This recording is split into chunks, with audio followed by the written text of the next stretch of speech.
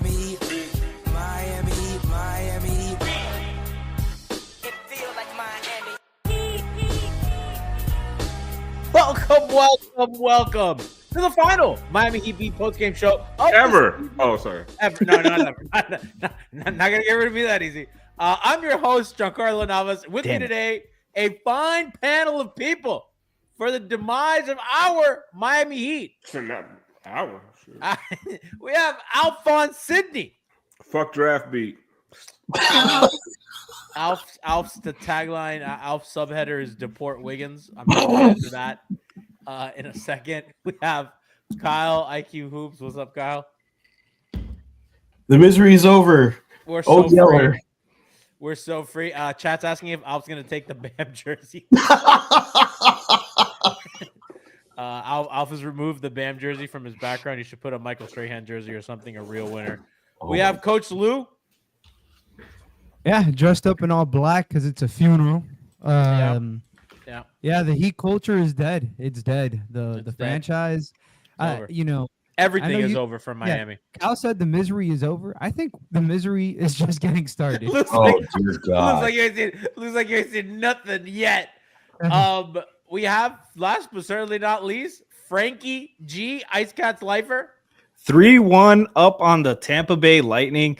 I don't know why you guys are so down in the mud right now. You guys are so upset. The MAGA Panthers. Fuck them. Fuck them. Oh, I forgot they were the MAGA Panthers. Yeah, fuck them. They got more wins than the MAGA Heat. So listen, Zionist Heat. Saquon Barkley is also he hanging out with he didn't Trump. go to the fucking White House. Fuck the Panthers. Pro-genocide. The Heat only went to the George Bush White House. It's very different. You know what I mean? George Bush did 9/11 and Trump did a lot of other stuff. Speaking of 9/11, that first quarter was a second tower for me. Chad said if we had a healthy Terry, things would be different. Yeah, things would be different in that they would have set the record for worst loss in a playoff series ever. They were close. I don't think. Honestly, Terry's a difference maker there, Alf. I mean, you think honestly, Terry might have created his own fucking shot or moved or something. Like, Jesus fucking Christ. That was the most pathetic fucking showing I've ever seen out of a Miami Heat team. And I'm talking about the team that came out against the fucking Bulls after they won the title and that had that embarrassing opening game. I am talking about last year's team that lost 4-1. I'm talking about the team that got swept by the fucking Bucks. This was the most pathetic showing. Like, even when they had rotation players against the Cavs, like sixth line, they were just getting run out of the fucking building. Like, turnovers, bobbling the ball. Bam. Like, until he was down by 50, didn't even want to look at the fucking basket. Tyler Herro just chucking up 30 fucking footers. Like, no movement, no nothing, no pride, no shit. Like, they just literally just fucking gave this shit away. They quit. They quit on their team. They quit on their coach. They quit on the fans. And listen, I love Eric Spoelstra, but you have to take a hard look at a coach whose team fucking quit on him like that. They did not even fucking come out with any kind of fire, anything. Like, they were literally sleepwalking through the entire first quarter. Your whole season's on the line. Like, they knew they weren't coming back down from 3-0, but they didn't even fucking try. They didn't even show up. There was zero pride. And I'm talking about every fucking player on this goddamn team. There's not a single fucking guy that showed up. Not even fucking Davion Mitchell. Like, you lost Davion Mitchell. Like, you fucking beat the dog out of him. You beat the dog out of Davion Mitchell? Like, what the fuck happened in that locker room? What the fuck happened to this once proud fucking franchise? Like, fuck, like Heat culture is dead. It's fucking over. Don't ever put that stupid fucking slogan in the paint again. Don't wear them fucking jerseys. Don't say shit until you fix this. Nobody is untouchable. And I'm talking about front office, coaching staff, roster. I don't give a shit. Bam, Tyler, fucking Andrew Wiggins. G, get him the fuck out of my life. Anyway, back to you, G. Deport him, as you said. Deport him. Just send him out. Spo, when are you going to come up with a good offense? Like, when are we going to have a decent fucking offense again? Like, guys, without Kyle Lowry, you can't have a decent fucking offense. Tell him, King. We haven't had a fucking decent offense to the fucking since the season they benched fucking Duncan Robinson. brought in Max Strus to the starting lineup, and their fucking offense was shitty that whole postseason. But once again, Jimmy put the entire goddamn team on his back. Listen, you know what? After tonight, Jimmy Butler gets a fucking statue. Not a jersey retirement. A statue outside the Kaseya Center. And they shouldn't even put his name. They shouldn't put his name. They should put the fucking score of tonight's game on the fucking placard. That should be Jimmy's legacy is tonight's game, because Jimmy would have never gone out like this. Take me out, G. I've never seen the music run out before. That was well done. Alpha went harder than the Heat did. Alpha went harder than any Miami Heat player. I worked with a bigger sweat than anybody on the Miami. Minus Nico.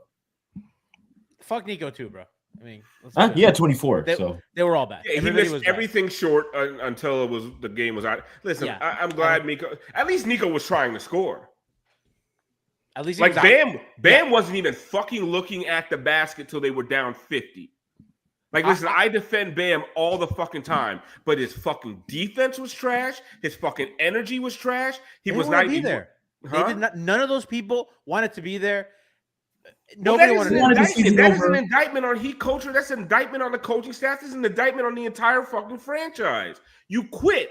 Like, this team culture, forgive me if I'm wrong, but they're not supposed to be the fucking quitting type. No, they're not. They did, but they quit. And it was, I mean, they quit. They quit on the fans that were, I mean, the people that stayed past halftime, God bless them. Bro, their parents were coming to pick them up. They didn't fucking have a ride. I mean, Frankie, it was as disgraceful and embarrassing a performance that I've ever seen. Frankly, in the history of this franchise, I think tonight is going to go down in history as just the most absolutely pathetic is the only thing I can say to adequately describe what we saw today. Pathetic. They lost all 4 quarters, man. There's no coming back from that. Unbelievable. No, it's just to be serious. Like that fucking first quarter was one of the worst exhibits of basketball I've ever fucking seen. Like just cowardice to do that back-to-back games at home, to set records for the worst losses in back-to-back games in the playoffs at home after you talk shit. A fucking disgrace. After you just talk shit, your whole fucking team is talking shit about Darius Garland saying this and that, and none of you fuckers showed up after that. At home, spineless. Every time they fucking come home, these last few playoffs against the Nuggets, against the Celtics, they lay down like fucking bitches. Frankie, I don't want to interrupt you because I talked enough for one fucking night, but 8 straight home playoff losses for Eric Spoelstra and the Miami Heat. Unacceptable. Any other fucking coach in the NBA be fired, okay? And I'm not saying fire Spo, but goddamn it, I mean, where's Alex to hold him accountable? You're saying fire Pat. Someone does have to go. Any other fucking franchise in the NBA, somebody would be fucking fired. As they should be. But I mean, truthfully, that means somebody's okay with this, though. Yeah, it's because they know if anybody goes, they're admitting that they made mistakes and they're wrong. But what's wrong with admitting what you're wrong? Yeah, they want to win their fucking way. This has been accountability for years. They're stubborn as shit. Accountability is basketball that you need. No, Frankie's right. Frankie's right. Like there needs to be a change. And I know a Maverick that might like a Maverick that could be a game changer for the Heat. No one's thinking like Nico Harrison. No patante. Pat Riley. No one. That guy, he's right. Luka's fat and lazy and shows up the game's drunk. This guy's an innovator. That's all I'm saying. I mean, to be honest with you, I just feel like you got to reset. I think Lou throughout the season just said they need a reset. Like he said it thousands of times over the season. They needed a reset after the season they went to. There's no universe that you look at this team and go, next year will be better with the same roster. Buddy, get ready to learn, run it back. Like to me, that's where you'll lose me as a fan, because for the most part, I'll say there needs to be perspective applied and context, and I think there's nuance to things. But if you look at this roster and you go into the summer and you say to yourself, man, we really love these guys, it's hard to move them, then you need to quit. You need to quit your position because you're not making the hard decisions that require you to improve your team. Kyle, you remember when they wanted to trade for Kevin Durant and they said, "Oh, the Suns wanted our whole team." So the fuck what?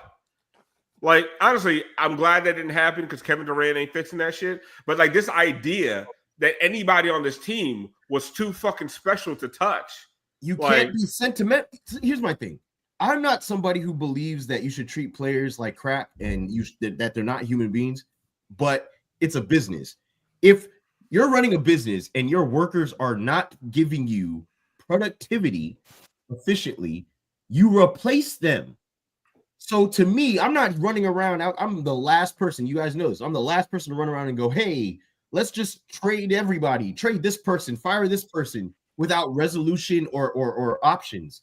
No, but there should be a careful look that says, hey, this didn't work. Hey, guess what? The coaching staff needs something different because offensively it's not working. We don't have anybody. And to me, with Spo, especially with the way he is defensively, you need somebody who is Spo's opposite offensively to make it work.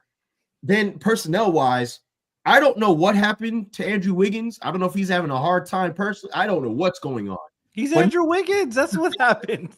No, but it's like he's never played basketball before. Why?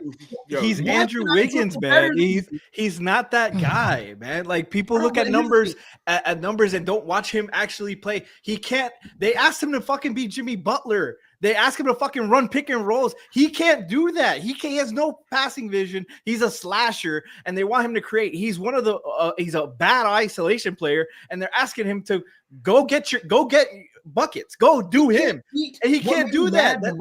That's where Spo and the roster construction is so fucked because they keep putting guys. We've been saying this for fucking 7 years of this fucking build. They keep putting guys in the wrong positions because they don't get guys that can be in those positions.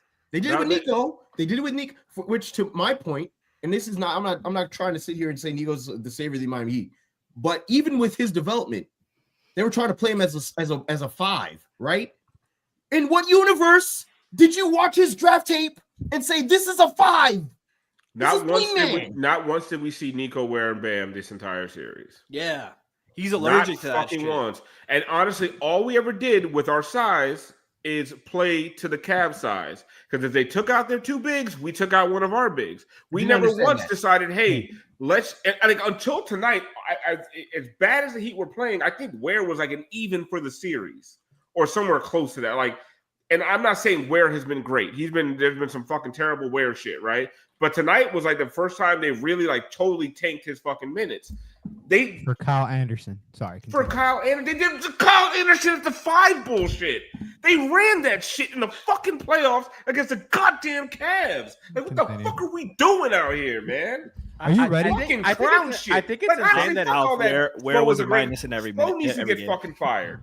I said I couldn't believe that it took Spo a game like fucking bullshit. Stuff we were saying on a goddamn Monday night. Is that the premix one? What? Is that the premix one? Yeah, sure. But I didn't let the ice melt enough. Yeah, no, it's a little rough. It's a little rough. I think that for sure, I don't think that people have to get fired, and I don't think that this is how they work, but I do think that they don't need a front office personnel change, but they do need a philosophy change. They need a philosophy change. And I think if these guys 110-year-old Pat Riley's going to change. No. G, what you saying? You okay? And I'm not trying to take. I know I talked a lot, but this is my last fucking show of the season. I'm not doing the fucking podcast. Oh, who are we gonna draft? You're not doing draft beat? Let's do a fucking show about the next year's wings. I'm not doing any of that shit. So you motherfuckers won't see me till they play a goddamn game again. So I'm gonna fucking say off in October. Yeah, exactly. Do not call me for the fucking to break down next year's point guard. Perpetual D&D. Yeah, like leave me the fuck alone. Anyway, so you're saying that they need a fucking a philosophy change. A philosophy change. Yes. These motherfuckers have been here for 30 years, G.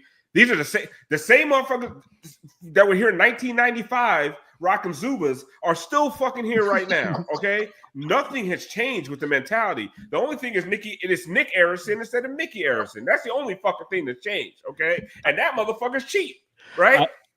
I saw somebody tweeted Alf that I'm sure another former player added to the coaching staff is really going to fix things. For God's sake, please. They only get guys that believe in this shit. There's no. It's a fucking cult. It is. It is. That's what we've been saying. I like this cult. Of course you do. Check him out, bro. What are we doing? How can you like this? I like the what cult. Are we doing? No, wait. I said yeah. What are we doing? How can you like getting absolutely fucking? I didn't want them to make the playoffs. I didn't want this. I wanted them to lose to Chicago. I did not want this. I wanted them. I said how bad the play-in is because I didn't want this. I was on the forefront. I was at the front line. I put my face to camera. I did not want this. Make the playoffs for what? I didn't want them to. You know what we Lou, hold on, Lou. You're peaking. We can't understand you at all. Okay, no. Here's my counter to Lou and all the people who didn't want to make the playoffs and get that coveted 11th pick. Here's my counter to that. I don't want. Do you know what would have fucking happened if they didn't make the playoffs and didn't get embarrassed like this? They would have convinced themselves, man, if not for that 10-game losing streak, we're going to pick up an 11th and a 20th pick, not play any of them, right? But we have enough. Oh, man, if Wiggins had been healthy during that 10-game losing streak, what could have been? You guys realize the best fucking thing if you want a reset from the Miami Heat, this is the best case scenario. Not getting the number 11 and number 20 pick to not fucking play till game 50 next year. I don't need to. We don't need to talk about the draft thing. I mean, it's about the draft thing, G. It's about the idea of not making the playoffs and not being embarrassed by 30 plus points 2 games in a row at home for the first time in NBA history.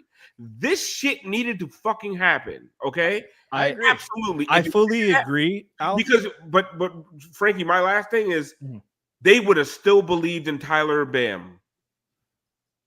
If this went 6, we're running back. No. If this was a competitive 4, they would have stayed with it. If they didn't make the playoffs, they would have believed in Tyler and Bam. And if Wiggins was only healthy during the 10-game losing streak, 100%, and that should be an absolute indictment on the front office that they are so results oriented. They don't see the bigger fucking picture because they're like, if this would have happened, that has been an issue for the last 3 fucking seasons. They thought them making the play-in the first time was a fucking a fluke, a fucking mistake. Look at the playoff run. We finally hit our shots. Our shots finally fell. This is the core. Run it back again.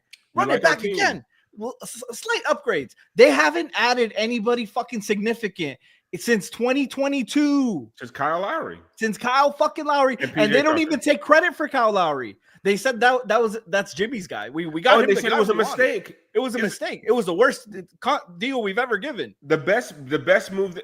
Since Jay Crowder and remember, it was Jay Crowder, Solomon Hill, and Iggy. Iggy was the prize for them in that trade. Jay Crowder ended up being the best player in that trade. They were excited about having Iggy. Don't get it twisted, and right? They extended him right away for no. So since that trade, and then getting Kyle Lowry and PJ Tucker, and how many times have we fucking done the Victor Oladipo fucking thing? That's all they've done, right? Hey, midseason acquisition of Victor Oladipo. I will say the worst. Them getting to the finals, not them getting to the finals. The year that they got out of the play-in, last year, did they lose to Boston? No. When they went to they did go for Dame, right? They went for Dame after losing the finals. 23, right? And then after they didn't get Dame, they just fucking ran it back, right? They added Josh and Thomas Bryant. Yeah, and that was the worst thing to happen to this franchise. They said run it back smarter. I don't know where their intelligence. Lou, your mic is not. Your volume is really low. I apologize. I had to adjust because, man, I'm just all over the place. You blew a speaker. Yeah, I think you blew a speaker. I think you blew your mic. Try to switch to your computer audio and your audio setting because it's tough. We're on air producing on the fly. It's pretty tough to hear you. Okay, go at the bottom of your screen. Go to settings.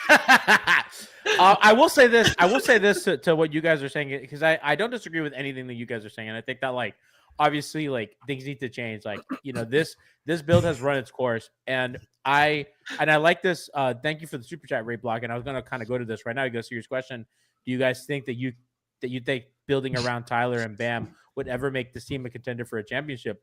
And I think the answer is no. And I think that the question is, it's like, can somebody's chat says Blues might got blown out worse than the Heat?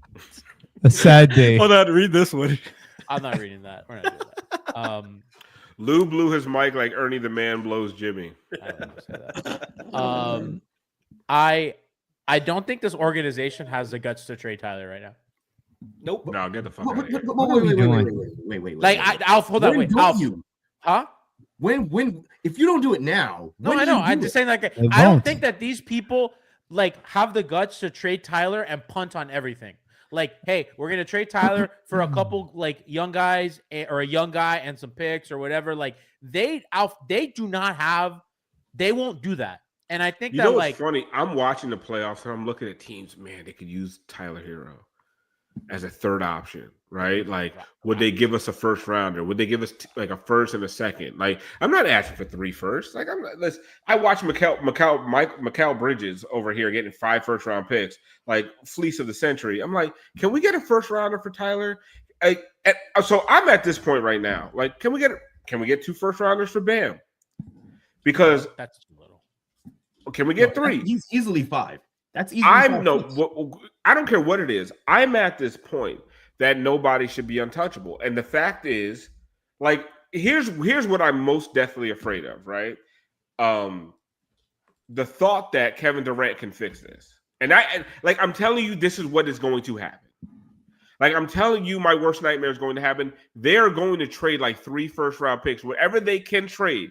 All their accumulated draft capital, like, they're going to trade it for Kevin Durant, right? And now we're going to have Kevin Durant, who's just a year older. They're going to say, if we had Kevin Durant would have made up this 50 fucking point deficit. Same way that fucking everyone on Twitter is telling me that the 11th pick was going to fix this shit, okay? Like, this team does not need one more draft pick, right? This needs team 6. What's that? It needs 6 of them, not this just team one. Needs they need a total overhaul, like tear down, fully. Like, to be honest, I don't think. Hold on, Kyle. I don't think that they need to like actually fully tear it down, but I do think that like they need to start stripping it. And I think like, and I talked about this last show. You don't need to like completely sell every piece, but you do need to start selling pieces. Like Duncan Robinson, we are not going to pay you. We have to trade you while you still have a little bit of time left on your contract to a good team, see what we can get you. Tyler Herro, we need to trade you.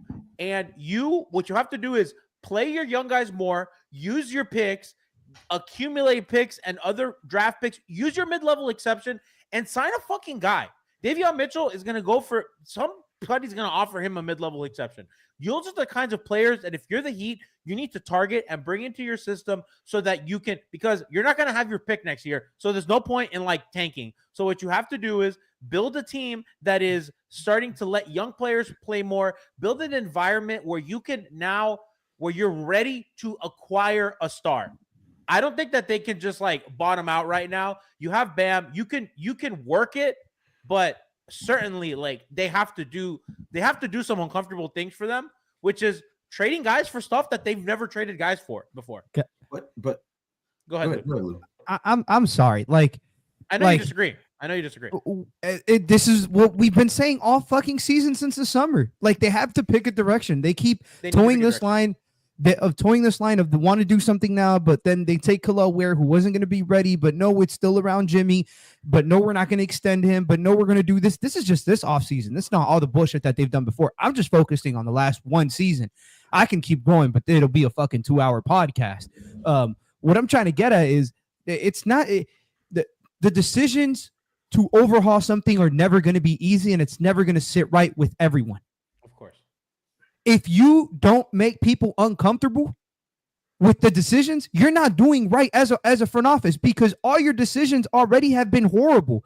You need to do something different. I'm so sorry that includes Tyler should be on the table regardless, but Mr. Adebayo, I'm sorry, but That's like fine. you want to talk overhaul? I don't disagree. Like if you tell me like I just saying that I personally wouldn't do that, but like I don't think that's unreasonable to suggest either. Like okay, full teardown. They just don't have a pick next year, so like I don't. They really have their pick. They have that's why they made the playoffs, was to keep their fucking pick. So oh yeah, that's right. They have a pick. They have a pick next year. They don't have a pick this year. You're correct. Schmeathan says, "I'm just glad the Pope wasn't alive to watch this."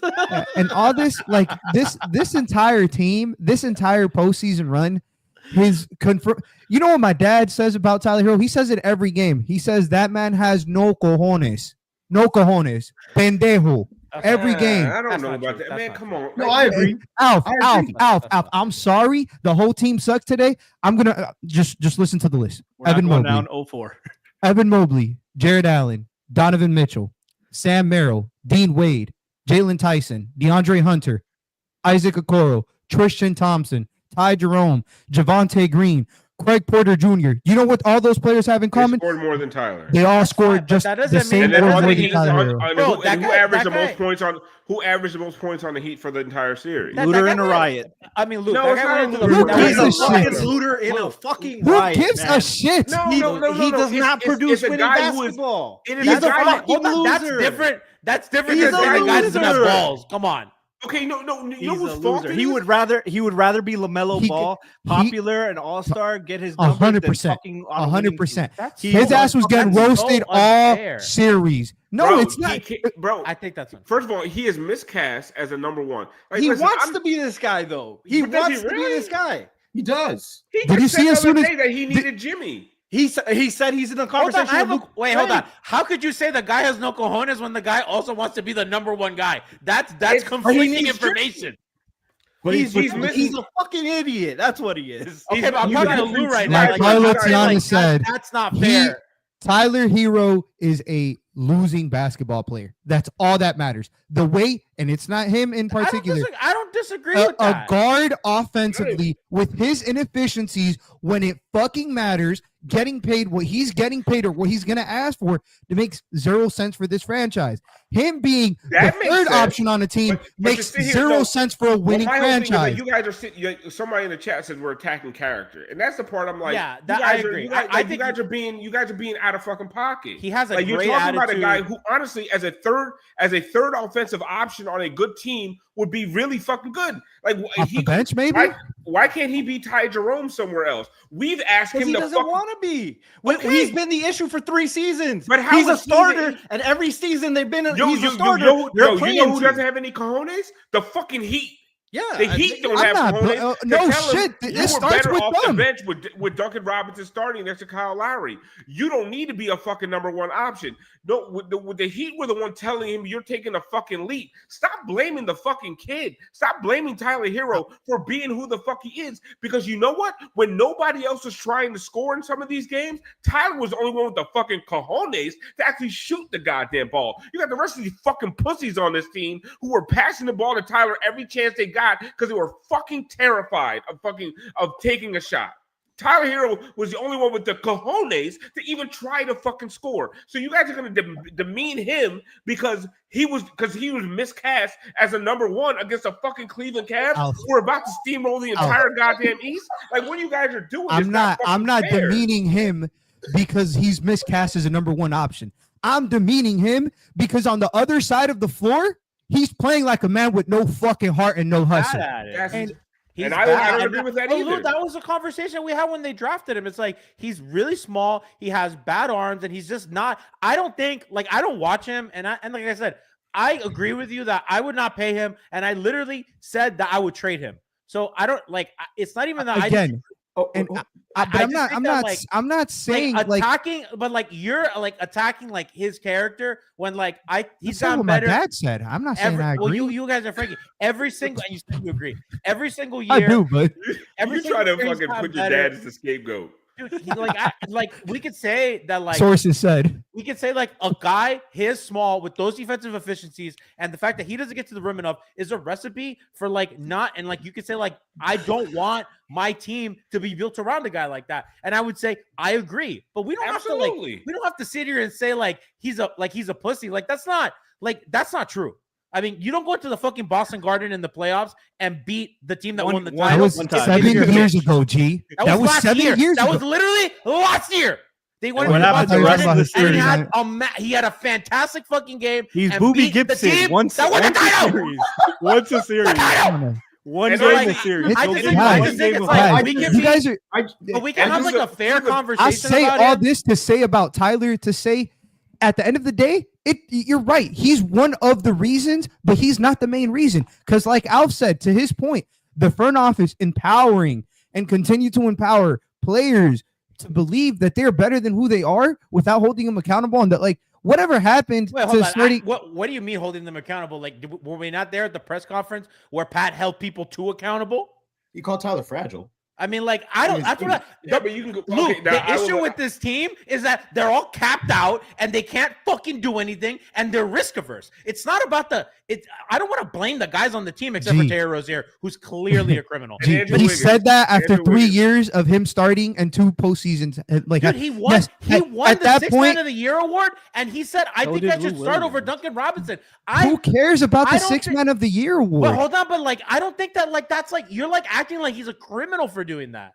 I'm not acting like he's a criminal. I'm just saying, you're saying that the front office is now holding them accountable. It took them 3 seasons, and he held everybody. He held Jimmy accountable, rightfully so, but he did it too late. Like, what are we like? This is not. You guys are like Tyler. You know, whatever. You can disagree. He's not going to be good enough to build a team around. Obviously, that's clear. I agree. But we all agree on that. My point is, it's this front office has been the biggest culprit of everything we're seeing today. Yeah, we've been seeing all season. We all agree on that. We all agree that they have flagrantly failed, and this was clearly over after the Denver series. It was clearly over. It was over before the Denver series. It was over before, but they got to the finals or whatever. It was clearly like, we're done. They had no way to improve that team. We all knew that there was just no way for them to get better, given the people that they had on the team, the cap. They lost Max because they could not pay him what Cleveland was paying him. They lost Gabe, which whatever. Like, we knew that. And they did not move on from that point. And I think everything before that is at least defensible. I think everything after that is not.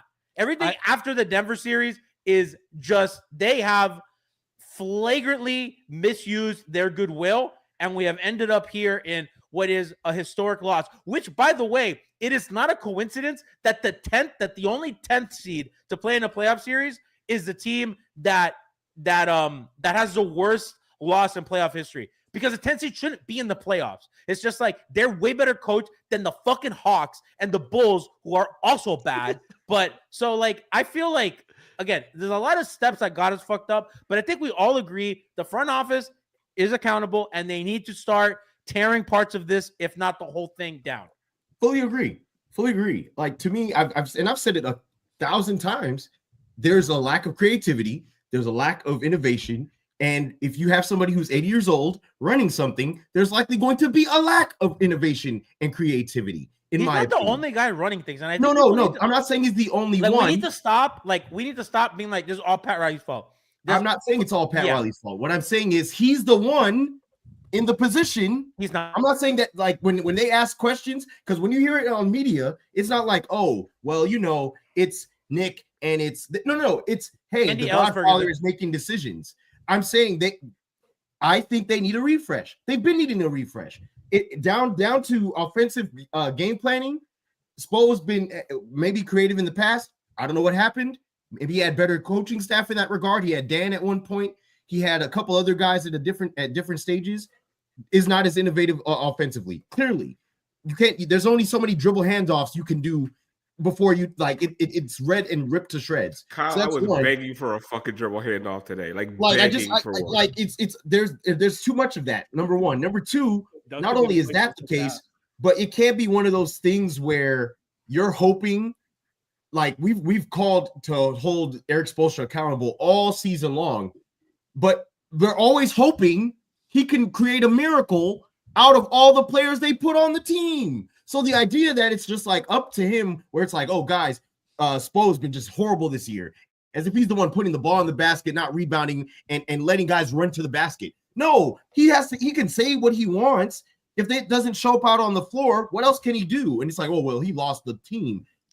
These are grown-ass men. They're not children. They should be able to implement something out of a timeout. They should be able to play with heart and effort. Like, that shouldn't be something you have to beg people getting paid millions to do. It's basketball. Like, I think that's where I'm at with that. And then the whole thing where it's like, well, I hate Tyler and I hate Bam. Listen, at the end of the day, this is who they picked. Tyler is what he is. Like, to me, this is who you married. I don't think he's better. To be honest with you, I don't think he's better than the 6th man of the year. I'm just gonna be honest with you. That's just my perspective. That's fair. And then Bam. Well, hold on. He made an all-star team. I think he's pretty quality. Do I think Bam should be better offensively? Absolutely. Yeah. He's not even the best offensive player in his relationship. So to be honest with you, to be honest, he should be better offensively, because if you're going to ask him to anchor a defense, the least he can do is average 20.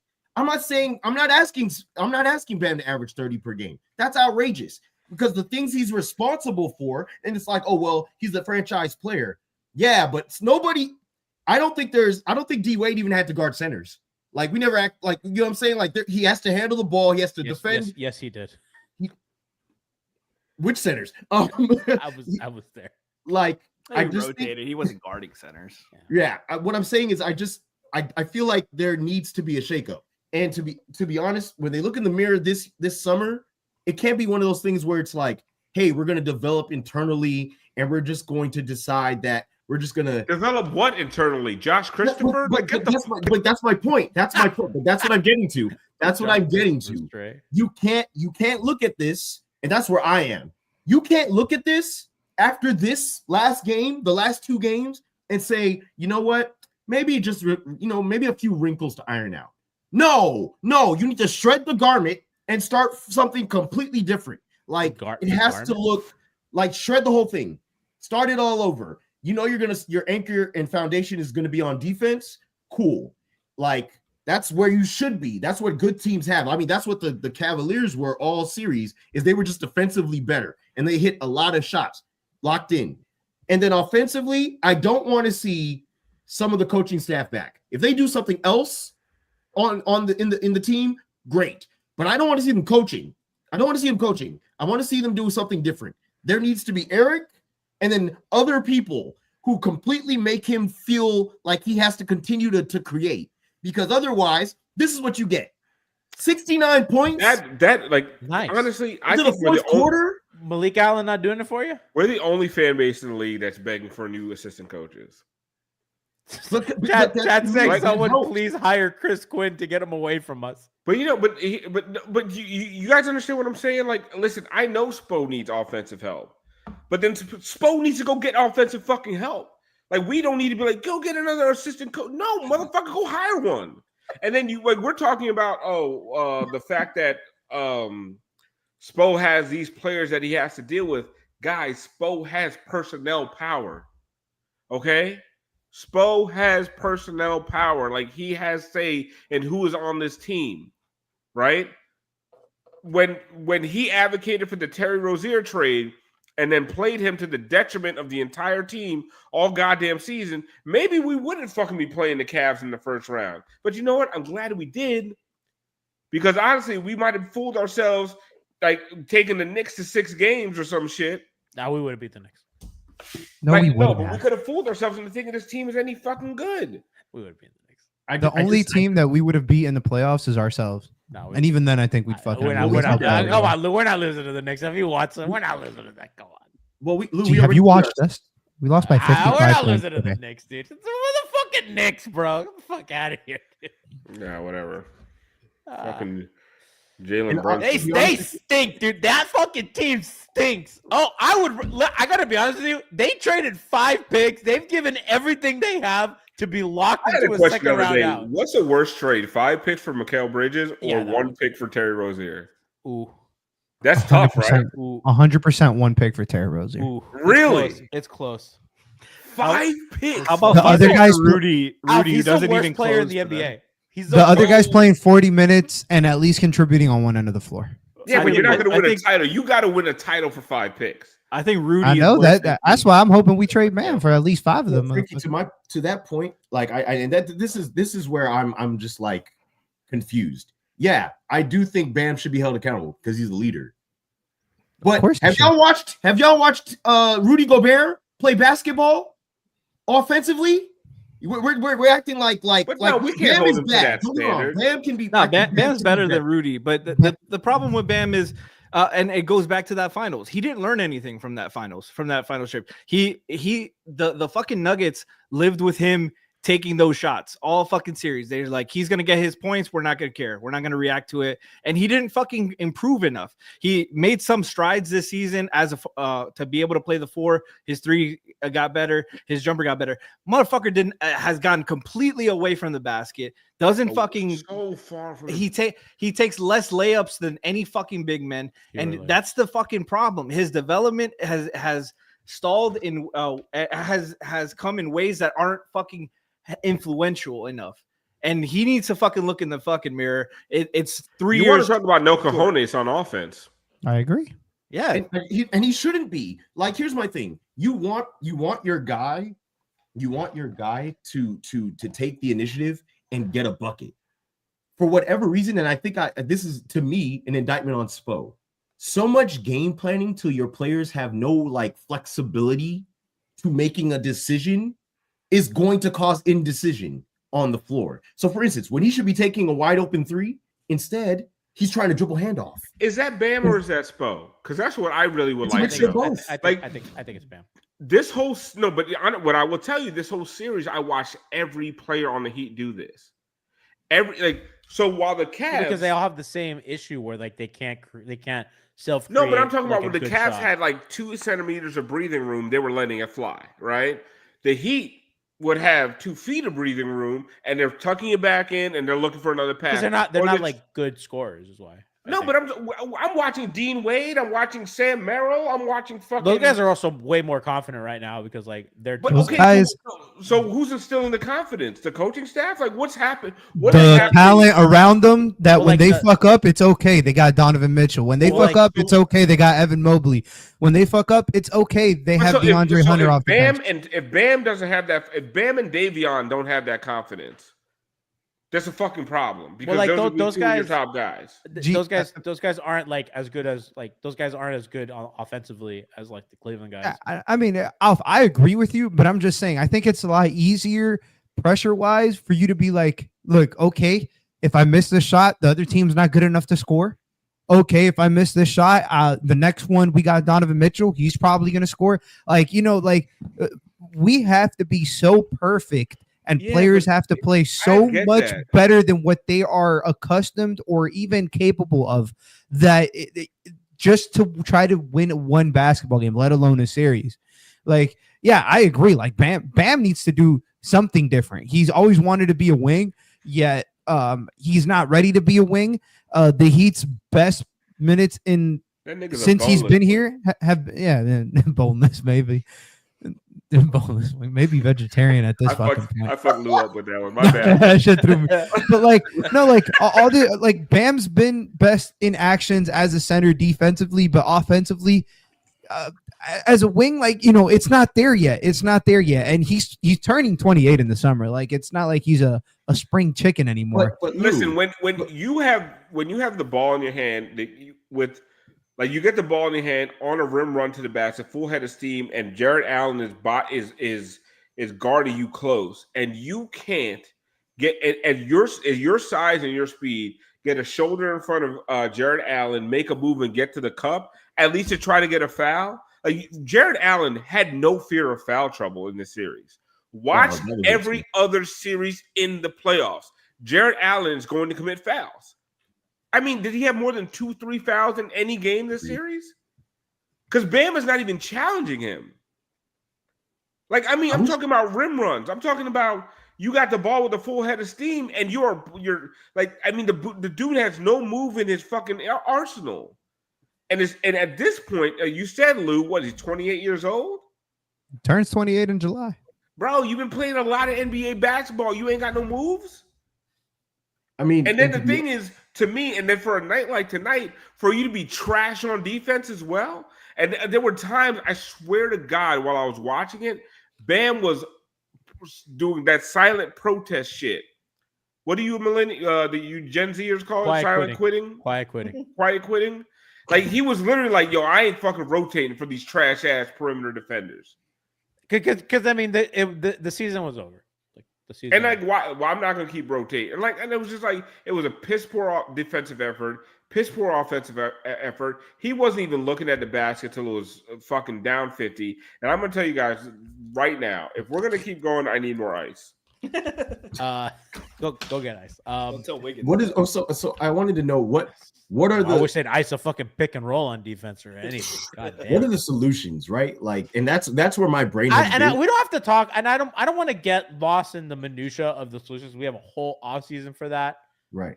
So that's a loaded and more complicated question. Chat says Alf's gone for ice and he's never coming back. Will be back in October. Honestly, just like brass. Yeah. Just like brass. Yeah, exactly. Just like brass. But I want, just to talk about it. I think ultimately this is good because the Heat have been lately a year too late to react to things. They should have gotten on top of this last year. And we've talked at length about the press conference. They knew what they wanted. And this is the ultimate culmination of them fucking kicking the can down the road. That shit is snowballed into this mess. And like they haven't held Spo accountable, they haven't held the front office accountable, and they haven't held Banham accountable, they haven't held Tyler. None of these motherfuckers have learned anything because none of them are fucking afraid. They always trade guys way too late. They don't fire anybody in there. They're not afraid of any fucking consequences, which blows my mind. Consequences. Which blows my mind why they're so fucking afraid of being risky because like they're the front office. They're not going to get fired if they make a mistake. They made shit tons of them, and we're seeing that none of them are going to lose their fucking jobs. Well, I mean, I don't think that. Like, you think that's needed? I don't. Hold on. I actually don't think that people should do their job. I don't think fear is a motivation to do your job better. Right. I disagree with that. But that's what I'm saying is that they're not afraid of making. They're afraid of making mistakes. Like if they were afraid to lose their jobs, they're not going to lose their fucking jobs. They're not going to do that. We've seen that. No, yeah, they have job security, but like I don't think that is germane to what's happening. But, no, it 100% is. It is absolutely. Because they've acted that way for the last fucking decade. I don't. But the thing is, it's like I don't think that like I don't think that they want to win. Yeah, I think that they think that they're doing what's best to win. Yeah, and by the way, to do what the owner wants, right? It's like if you're an owner, accept reality. like if you're the fucking Pittsburgh Pirates, like you don't want to win, right? Like that team doesn't care about winning games. They just want to collect a check from Major League Baseball every year, and that is that team's prerogative, right? And some team in the NBA. They are there to some teams are just like they really need the owners like I really need to make like Atlanta. They're like we really need to make the playoffs, right? And like every owner like that shit goes down from like the owner down to every. But I don't like so that comes down from the owner and the people in charge do what the owner wants. So I don't think that that's when you lose your job. You lose your job when you don't do what the owner wants, right? And they made the playoffs, which is I'm sure that was their goal. I don't think that they were under a delusion that they were going to win a title this year. So then the benchmark is of course they won tickets. Because to me, the benchmark is like they want. The benchmark is they want to be competitive, which I disagree with.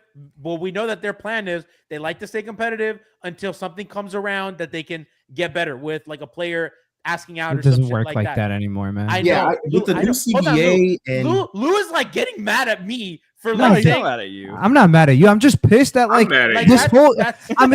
this whole fucking shit sucks. Like the CBA, we've known about this CBA is going to be in place for 3 years, and you'd think they fucking read it with all these. Like you say, it's not just Pat. They have 6 people in charge. You think one of these 6 guys will take fucking time out of their fucking day to read this shit and be like, how the fuck are we going to... How are we going to adjust to this CBA? Lou, my favorite is they did not know the CBA ramifications of trading for Terry Rozier last year. No, that is my favorite fucking thing. This front office has gone from one of the best front offices under the old CBA when Pat was fucking, I guess, a spry chicken or whatever the fuck you want to call it, to being absolute dog shit now. Like it's so bad. Spring chicken. And yeah, whatever. Any chicken at this point. They're just a bunch of chickens. But like at this point, it's frustrating to see them not adjust any of their philosophy. I want to read some of the comments. Please from the do. Press conferences because they're pretty interesting. So we have Bam saying, this is via Barry Jackson and 5 Reasons. There's going to be a lot of changes this summer. Knowing how the guy with silver hair works, be prepared for that. So, yeah, we know how he works, and that's why we're not prepared for anything. That's why we've gone for the last hour. What the changes are? Davion Mitchell's getting an extension. They're going to draft one guy, and they're going to do everything in their power to trade for Kevin Durant and run that shit with him or without him. And they say they tried hard enough. I've seen this before. Chat's like Bam's asking out. Eric Spoelstra said something which I thought was absolutely tone deaf, and it makes me upset. He's like, Spo said the team showed character and resilience. I don't want to hear that, especially after tonight. He said resilience this season. I don't care. I don't understand how you go up on the podium and say that. I just don't. I don't get it. I don't get how Alex Toledo doesn't grab his cell phone and chuck it at Spo. Hold him accountable, Toledo. I don't know how Brady Hawk just sits there and just is like, and not like try to harpoon Spo with a pen. Spo's gonna hire Brady Hawk and call that a change. I'm perplexed at she's jumping. Are we back at the tent thing? Like y'all heard? I ranted on that. Are we back at the forge forward, the tent, forge the tent? I remember that. The rope's on fire. I love forge the tent, Spo. We're foraging for berries or something. I don't know the phone. The rope is on fire. The rope's on fire. Let's let go of this rope and get another rope. That's what we're doing. Rope go. Hold on. Chad goes, cut the rope. Yeah, just cut the fuck. Don't even burn the boats. Like, just fucking get a fucking canoe. Fix them. Just fix the boats, Pat. Nobody wants to burn them. Sure. Fucking get some lumber and let's fix the boats. Don't leave the. We need new boats, G. Fuck these old boats. No, Lou's right. Can I ask Lou? Go to the boat show. Lou and Franky, right? Like, you guys were. I think you guys were both. Hold on, chat's go. Alex has fallen off this season. Hey, Alex been shit. A different chatter goes. Alex been shit. Damn, Toledo getting it. So no, my question is for like the tank people for like, get that lottery pick this season. Would it not be better? Like, is this scenario not better for them? Like, to be so embarrassed that they blow it up. Like, look, if they actually blow it up. I got you. I think I have a different answer than Franky does. To me, the whole thing with getting the pick this season wasn't even to save the build. It was to save your chance of trying to win with Bam. And I'll explain to you why. I think the only cost-effective way for you to become a contender is you hit a home run with that 11th pick rather than trading all these accumulation of picks for one guy and ending up like the Suns, ending up like the Milwaukee Bucks, ending up like much teams that have done this, but ending up, I mean, Minnesota is doing it because they have Anthony Edwards who's young, but I don't think that's a sustainable way going forward. Wait, weren't they more likely to trade multiple picks if they kept their pick this year? Isn't that what everyone keeps telling me? Yeah, that's not what I wanted, though. That's not the reason I wanted to pick. If they kept their pick this year, they had more picks to trade if they kept their pick this year. No, they have more picks to trade. Yeah, because this pick is gone. Everybody's whoa, you guys are tripping. Everybody's telling me because they made the playoffs, they only have 3 picks they can now trade. But if they didn't make the playoffs, they could have traded 4 picks. You guys are telling me everybody on Twitter's lying. It's the other way because what happens? It's a protection. So if they had kept their pick this year, that means next year they wouldn't have had their pick, which means that it pushes all the protections because the Charlotte pick is also protected, which means that gets rolled another year and you can't trade in. Everybody on Twitter who was telling me that they would have had more picks to trade. They're wrong. The only way that they could have had those picks to trade, Alf, is I guess what people are saying is if they in theory would have picked the player knowing that they were already going to get traded. Does that make sense? Like they would have made the pick as the Heat and then traded him when the league year became effective, which is not what I wanted anyways. Yeah. I have a quick update. I texted Alex Toledo and I said, chat says you fell off holding Spo accountable. And he says they're right. Yeah, good. Thank you. He's taking accountability for that. And he, by the way, he follows up by saying, example. He just texted, "Thank you for relaying that." So okay, thanks, chat. No, so my whole thing is, isn't it better to be bad next year and have a real shot at a high pick than this fake shot at a high pick we have? Alf? This is my counter to that, right? How do you think they're going to be worse next year? Let me just finish. If everything that went on this season is as bad as it could have gone, Jimmy Butler didn't show up, showed up flustered. Then he gets hurt. All the distractions. They lose 10 games in a row. They deal with injuries. I think the only way that it's worse next year is generally if Bam or Tyler miss significant time. And yes, I guess the protections for that is better. There was a moment in time where they were the 8th worst team in basketball this season. What I would hope is that this offseason that they look at this team and say, you know what, this ain't it. And it should be. But I agree. I do think if we're talking about trading Bam, trading Tyler, to be honest with you, and this is just to the credit of Bam for all his deficiencies that get picked at. If the Heat put Bam on the trading block, they would not have a phone not stop ringing. The phone would not stop ringing. For all the crap that he gets, teams would call and offer a decent package for him to get a fucking mother load. Because the idea that he's just a bum is crazy to me. But I can guarantee you, I can name 5 teams that would call if they put him on the trading block this summer, and he would easily. Yeah. See, Kyle, what I hope is that the Duncans, the Haywoods, the peripheral, all right, should have been gone already. Thank you. So, last year, Caleb, Max Strus before him, Gabe Vincent before him. I would just hope that this is the year that they stop holding on. If somebody calls about Jovic, nigga, listen. The fact that Jaime was a sticking point.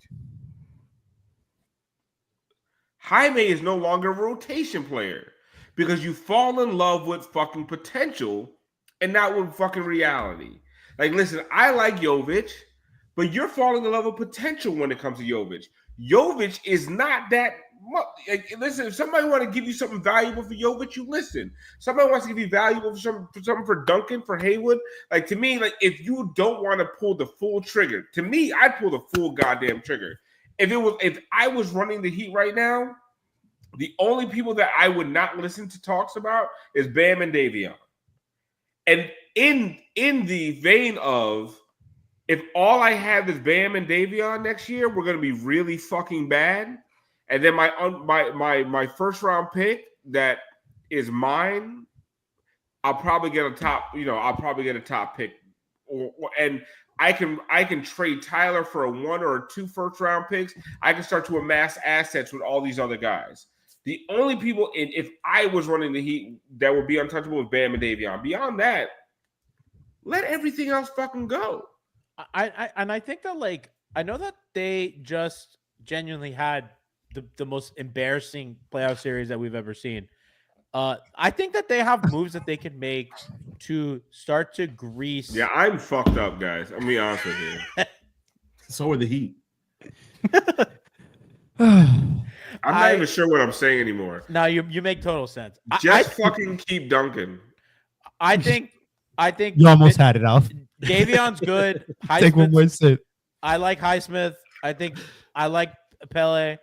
I like Jovic, and I think that they have some stuff to look at and to build on, and I think they can move Herro for stuff. And I think with Bam and with youth and whatever they use this year, I think Ware obviously hopefully keeps improving. I said you give Jaime another year, to start figuring things out. And you start, I think that you need a direction, and we can close with this because we've gone on for a long time. I think that you Chat says I was getting G salsa drunk. I was not drunk by that night. I was sober. You should tell people you were drunk. I was like, so let drunk people that believe night. you were drunk. I was so fucked up that night. I just slurring. I think that you need a direction. I think that they have been so aimless for so long that I think that they need a vision, and they need to sit with their whoever is in their future, whether Davion, Bam, all these people, the people that you're gonna keep. I think they should extend Highsmith. You get those guys, you sell them on the vision, and say, "This is what do you mean? Why? Why would you extend Highsmith? Because I think Highsmith's good, and I think that and Sproul barely plays them. Jeez, it doesn't. Stop. This is the issue. We want to extend or want to keep all the guys. We're gonna get. I don't want to keep all the guys. I've said that. I'm speaking in general. Yeah, I'm speaking in general. I'm just saying specifically what I would do. And Haywood is so a dime a dozen, and I like Haywood. Yeah, get him out. Haywood, Duncan, get him out. All these guys are ancillary players when you're a contender, and these are the kind of guys. Like, you know what fucking pisses me off? Those guys are out. Like, they're good players. We're not arguing that. Their problem are the guys at the top. The guys in the middle are fine. So why are you going to keep a bunch of fucking mid? Get rid of every. If you can, but you're not getting. You get rid of Haywood, and you don't what? Like you can't trade him. So you're gonna what? He's gonna walk. Why can't you trade him? He's under contract.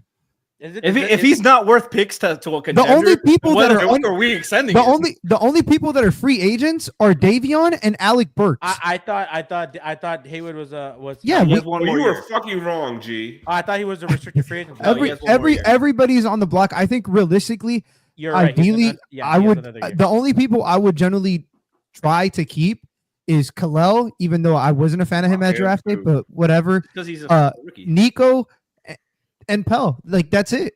Like that's it. And even and if an offer was good enough for any of those guys, they're gone too. It doesn't matter anymore. Like the only sustainable way to come on, man, be fucking for real. You know the only what are we?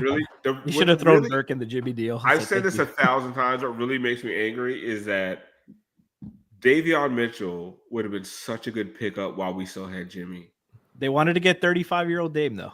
They were stuck on it, but they didn't really want him. But it's not even that. I mean, outside of that,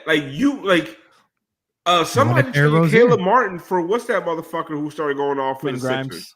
Quinn Grimes. And I'm not saying Quinn Grimes is everything, but I'm just saying there were moves to be made to get real NBA players, and we never did it. And Alf, they were only whale hunting. Only whale hunting. So you don't get Dame, and the backup plan is fucking Thomas Bryant and Josh Richardson. And do you know how fucking stupid that is? Bad scouting. And I think one of the things that the Thunder build, right? Like people talk about how the Thunder built their team out, but what they did was they scouted Shea while he was on the Clippers and said, "Hey, we think the potential of his abilities could be better expanded if he's our lead guard."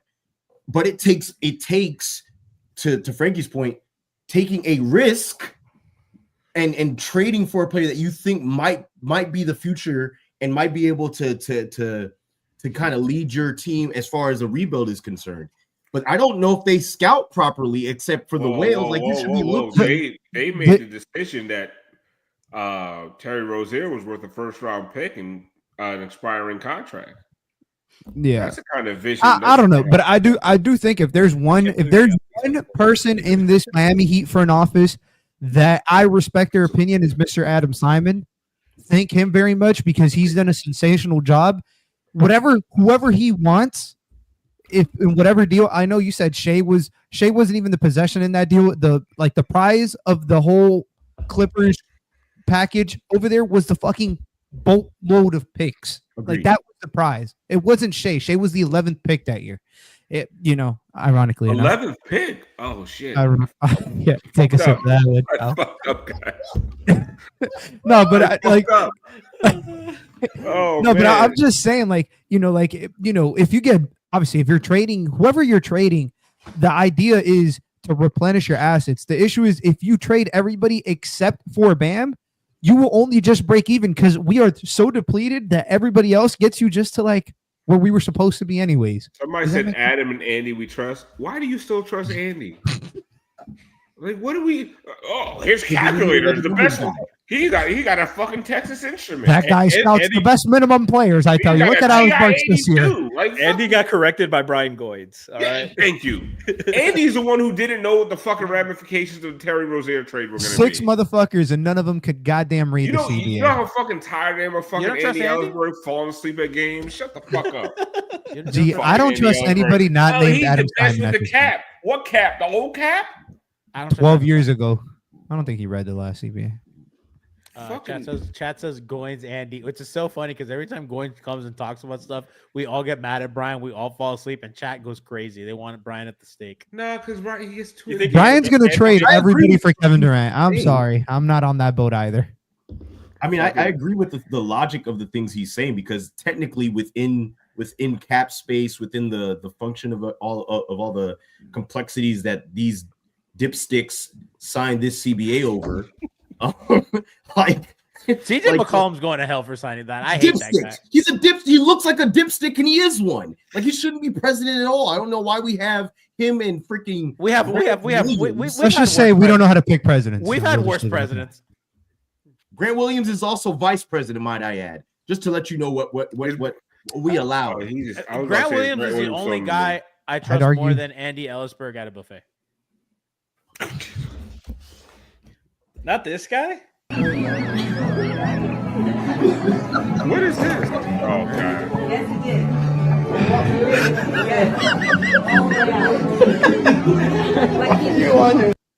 Why did he do that? Listen, if you were paying for my entire lifestyle, I'd be doing the fucking worm on my fucking side, too. Shit. I don't got that much goddamn pride. You guys, he does the worm on the timeline, too. Jesus Christ. My God. Man. I hate that guy. He swallows folks. Wait, another fun season to do with. Now let's keep going. I'm fucked up. Is the other game still on? I don't know where my phone is. I wanted to watch the Warrior game. Let's go. This is like hangover time. I'm legit drunk. Monday night, baby. Oh, tomorrow's gonna save that when you come here. We have catching up. We have some drinking to do. No, I thought we were gonna be watching Heat playoff games for like Atlanta and Fort Lauderdale. No, I didn't. I hope not. You know what's funny? So many people are like coming at me like, "Oh, Alf, you asked for this. You thought they were." Like, bro, I never thought they were gonna beat the Cavs. Where did people think this was a champion? I remember what I said it. I said it before the playoffs started. I said I'm good either way because if they leave with one pick, if they have one pick in this draft, great for me. Still, it's just one less pick I have to scout for. And then if they make the playoffs, they get embarrassed. Because here's the thing. It's either going to be 7 games where they like play their hearts out and they hit everything. It's like, who in the world? You're talking like you're Adam Simon. Or if it's going to be what it happened tonight, where they have 12 points in the first quarter and they're being blown out with 46 points to the opposing team. Yeah. I went either way. Like no universe that I think that the Heat, this iteration of the Heat, was going to be a barn-burning championship contender. You know what's funny? Like, what's the fucking difference? Like, we don't make a difference. Like, that's the thing that's always crazy to me is like, oh, if you want them to win, yes, motherfucker. I like the team. I want them to win. Like, ooh, you're so dumb for wanting them to win. You think my want is going to change anything? You think my want? You think me, my house in fucking Woodstock, Georgia, is gonna change the outcome of the game? Oh, Alf, you wanted this shit. You think that makes a goddamn difference? You think you wanting them to lose didn't make a goddamn difference? Like, what are we talking about? They don't like their team for real. Listen. Half these defense don't like the Heat. They don't like Eric. They don't like Pat. They don't like Mickey. They don't like. I only don't like Rozier. They don't like anything. Like, honestly, that's what I've realized with so many of these fucking fans. They just don't like anything. They're not happy about anything. They're fucking miserable fucking people. And listen, you know what? The first 2 games of this series, I enjoyed. I liked watching this. Honestly, even tonight, I'm watching fucking playoff basketball. You know what I would not be doing tonight if the Heat didn't make the playoffs? Watching playoff fucking basketball. I would not be watching Cavs Hawks. Okay? It's like that series would have ended in 3. But it's like the TV show I like. Had 2 Ours extra did. shitty episodes. Chat's asking one drunk Alf versus one gorilla. I fucked that gorilla up. Listen, No, let's you talk about wouldn't. that shit for a second. Get him. This whole fucking idea, 100 dudes against one gorilla, the gorilla's gonna win. Eventually, we'd overwhelm that motherfucker. Like, eventually. It's gonna take a minute. I'm not gonna say all 100 dudes are gonna survive. We're gonna get down to about 25-1. But we're gonna eventually overwhelm that son of a bitch. Like, a lot of motherfuckers are gonna die. Like, I'm telling legit. Listen, Alf.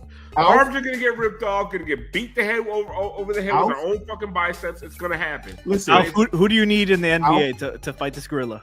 Listen. First of all, if that's racist. Isaiah Stewart versus Josh Hart. I've seen one. No, of those. listen. Alf, let me tell you. James Johnson. I take Josh What would Hart, happen? James Johnson. I'll take UD. Beef stew. I'm not taking anybody on this fucking current Heat team. That's for goddamn sure. Maybe Duncan Robinson. Whatever happened whatever happened to us tonight is exactly what would happen to any of those 100 people versus the gorilla. I mean, one-on-one with the gorilla is the gorilla, the Cavs, the Heat are the one guy. Here's the thing: you don't send Terry first. I'd beat the gorilla to death with Terry Rozier. The gorilla's using Terry's grabbing Terry's arms and swinging him around. He's just wiping him out. Eventually, we're gonna wear this gorilla out. I'm talking, but I'm saying we're gonna lose some dudes. It might be 15 to 13 dudes left, but we are going to eventually. Like, there's only so many kicks to the ring you're gonna take. You believe this? We're gonna smother You're not it. gonna kick because the gorilla's gonna grab your leg and beat you. So you guys are doing that fucking movie shit where like 18 dudes attack like one Jackie Chan and we fight them one-on-one. No, we mobbing this motherfucker. Alf. Gorillas swing. Their punch has 1,000 pounds worth of pressure. He gonna take out like 10 dudes with that punch. The rest of us are going, I'm gonna do the gorilla shit on his back. We're gonna break. I was gonna put him in a headline. When the gorilla hits the first wave, I'll charge. But that's what I'm saying. I'll say it back. You have to have 100 dudes that are about this goddamn life. We have to be about this killing the gorilla life. Because if anybody's on that pussy shit like the Heat were tonight and they're taking off, no, Terry would charge at the gorilla and totally miss him to fall down a water. No, I'm telling y'all, like, you have to have 100 dudes that are like, yo. I want Davion. Terry's gonna go do a step back and try to throw a rock and miss. Terry's gonna hit the wrong goddamn gorilla. Terry's gonna hit one of us. Yeah, and then he's gonna pull up and get a pack of grabbers. There's gonna be a fucking bonobo monkey. Fucking Terry gonna hit that motherfucker by accident. I don't think we'd make. I think you're crazy. I don't think there's a if there's world where 100 dudes about this killing the gorilla life, it's over for that. No weapons, hand to hand, we're all losing. But it is gonna be. It's not one. Not crazy, man. We're killing that gorilla 100%. No, I don't. No, you guys are crazy. There's no. It's 100 people. It's 100. Getting destroyed. You know what? Are you kidding me? The first 30. It's gotta be like elite. It can't be average guys. No, I'm telling you, average. I'm even average. No, Frankie, if they believe in the cause, like you say, like you and your friends. This is 100 of my friends. Like you and Ice Pick Joe. Like you and Ice Pick Joe. Like, yo, got his own culture with his 100 of my friends were fucking that girl up. What if one of those friends? You got 100 friends?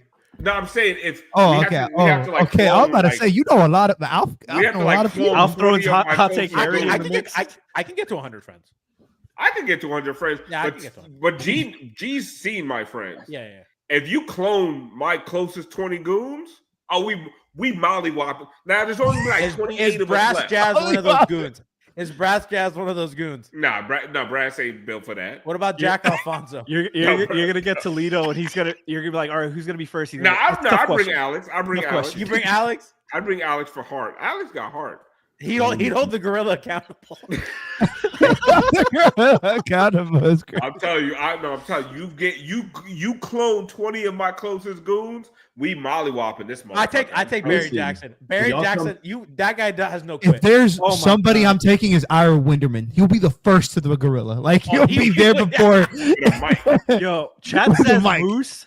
Chat says Moose. Look, I know Moose. Moose is gonna run with the crowd and duck underneath. Moose the is crowd also and 3 run feet tall. the other way. Moose probably reaches the gorilla's knee. He's sneaking between everyone's legs and getting out of there ASAP. No, Somebody- Chat says Ethan will commercial the gorilla to sleep.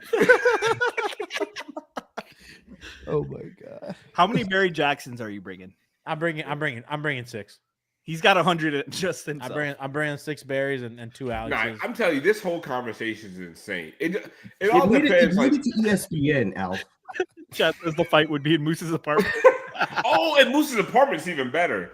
Oh, He can't bring get out. the You got to the bring gorilla can't maneuver. Yeah, he can't get the fucking the rotation on this You're gonna roundhouse.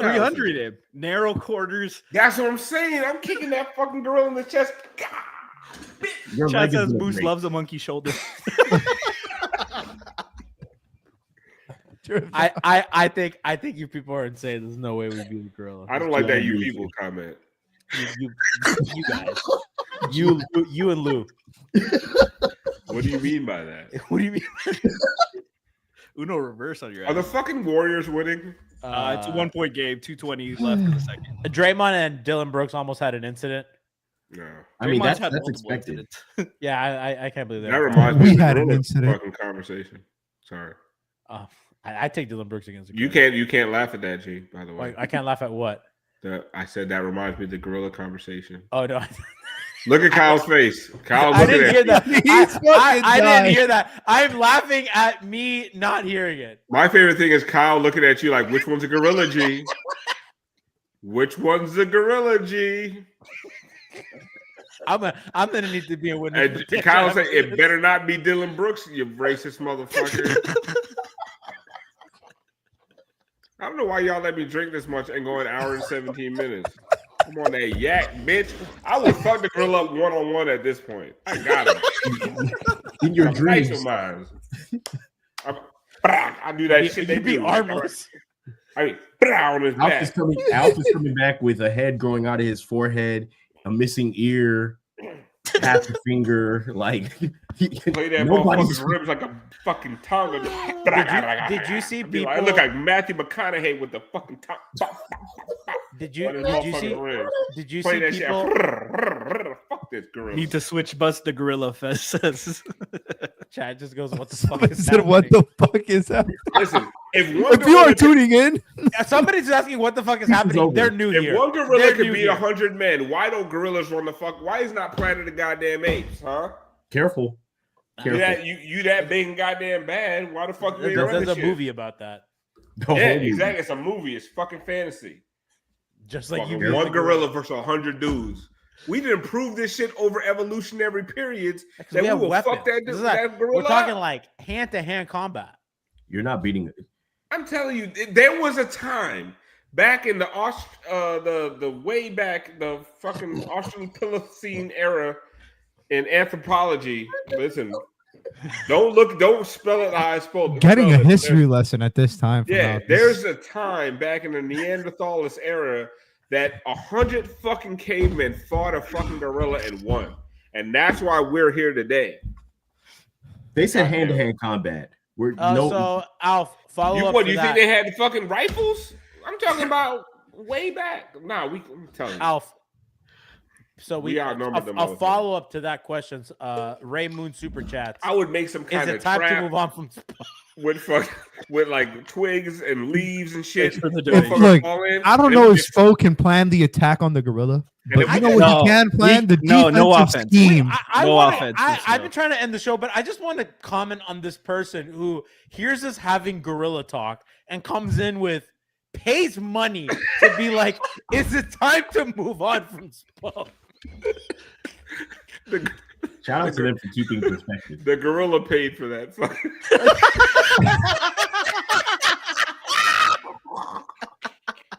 See you next year.